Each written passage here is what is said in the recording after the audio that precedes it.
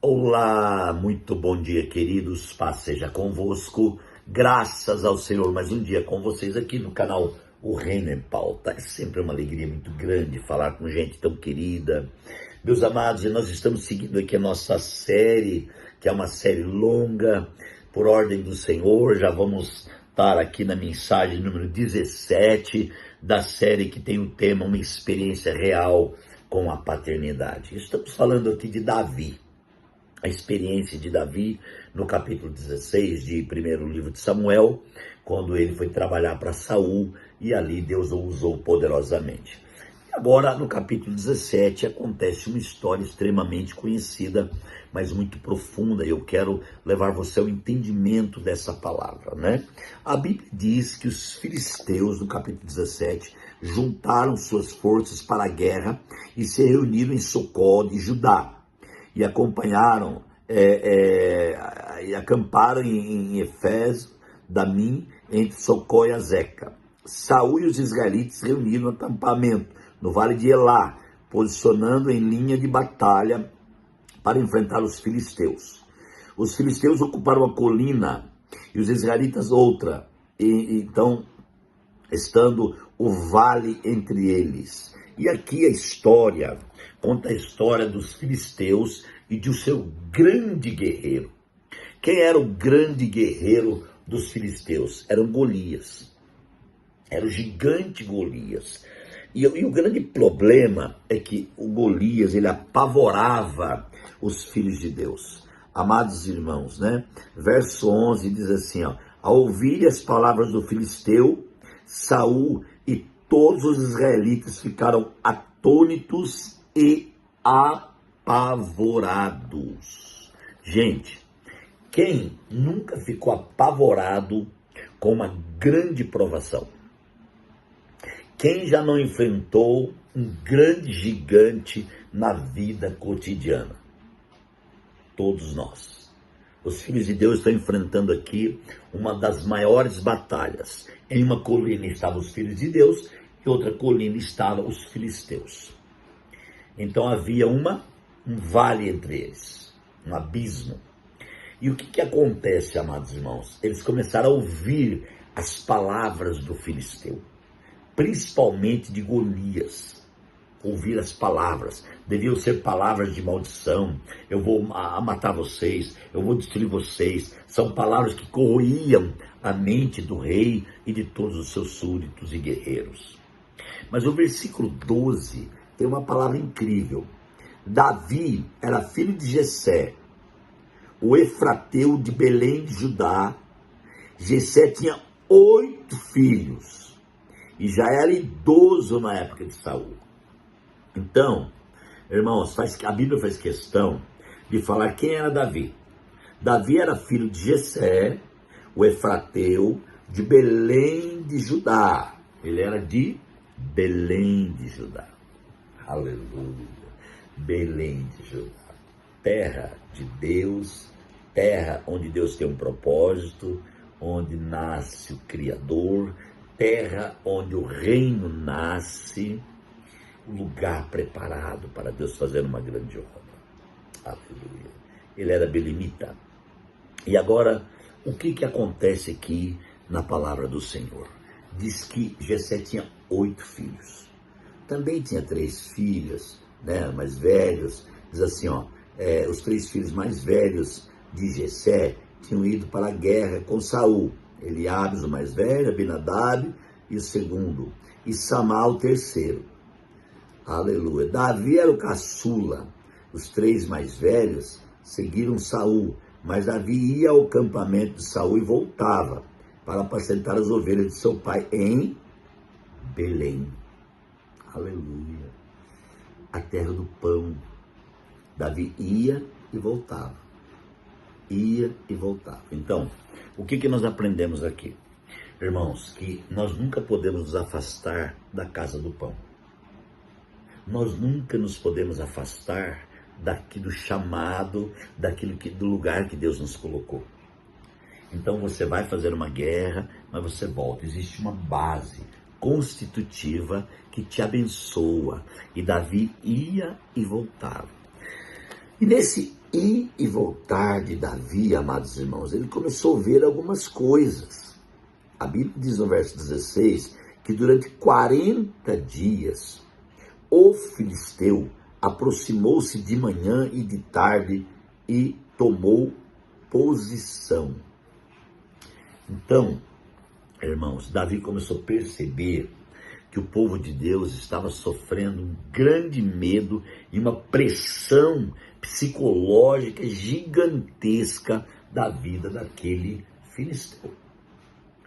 Agora, o que eu quero passar para vocês aqui é que nasceu em Davi, ou seja, já tinha em Davi, não nasceu naquele momento, já tinha uma força chamada força do inconformismo. Gente, nós nunca podemos nos conformar com uma situação que não é boa. A situação que estava acontecendo com o povo de Deus não era boa. Davi não foi conformado, ele foi inconformado. A inconformação leva você a entender o plano paterno para a sua vida. Porque a inconformação leva você a pensar o que está acontecendo de fato e de verdade na minha vida, na vida dos meus irmãos. Davi viu o desaforo que o filisteu de Gate fazia e ele não conseguiu aceitar. Amados, eu e você, hoje estamos em guerra. Diante de uma grande guerra, nós temos que tomar uma posição, e essa posição inicia com inconformismo. Mesmo porque as outras posições que Davi tomou, já revelei antes nas reflexões. Que é falar bem, que é tocar bem, que é fazer tudo bem, que principalmente temer a Deus e obedecer ao seu pai. Só que dentro desse contexto, ele precisa ser uma pessoa inconformada. E amados irmãos, o que aconteceu? A Bíblia diz que nessa ocasião, Jessé disse a seu filho Davi, nessa ocasião, deixa eu falar algo para você, tudo tem um tempo determinado. Se nós tentarmos fazer alguma coisa fora do tempo, não vai dar certo. Tudo tem hora certa, tem dia certo, tem momento certo. Você percebe que muitas vezes nós precipitamos as coisas relacionadas ao tempo? E quando nós precipitamos algo relacionado ao tempo, nós pagamos um preço por isso. Então, é preciso observar o tempo, a estação, o momento, a vontade do Pai, o direcionamento do Pai, o ensinamento do Pai, a visão do Pai. É preciso ser revestido com o poder do Pai para poder agir no tempo determinado pelo Pai. Então Jessé, naquele tempo, nessa ocasião, disse a seu filho Davi, pegue uma arroba de grãos tostados, 10 pães, leve depressa a seus irmãos no acampamento. Leve também 10 queijos ao comandante da unidade deles. Veja como estão seus irmãos, traga alguma garantia de que estão bem. O pai dá um encargo ao filho. O filho agora tem a responsabilidade de cumprir o encargo no momento certo, na hora certa, na forma que o pai colocou. Da mesma forma, eu e você, como filhos do nosso paterno, ele distribuiu a mim e a você no mesmo padrão o encargo, a responsabilidade.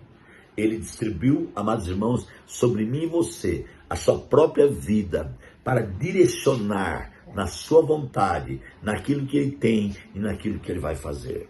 Então, aqui está uma lição.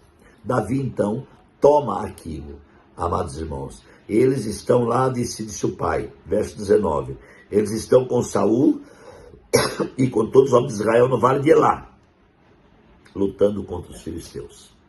Tem um lugar, o vale de Elá. Então, tudo que acontece tem um lugar onde está acontecendo. Nós precisamos atentar para isso.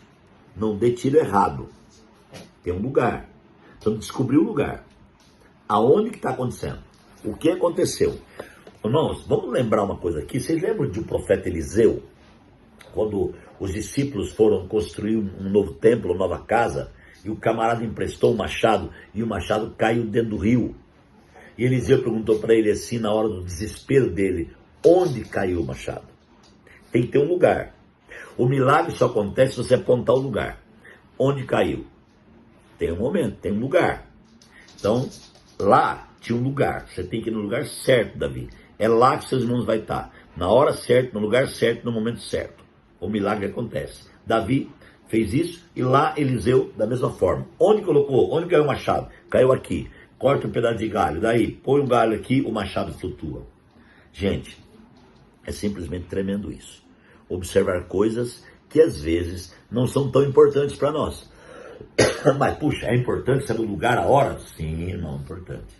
Detalhes. Detalhes são importantes no que diz respeito à vida espiritual.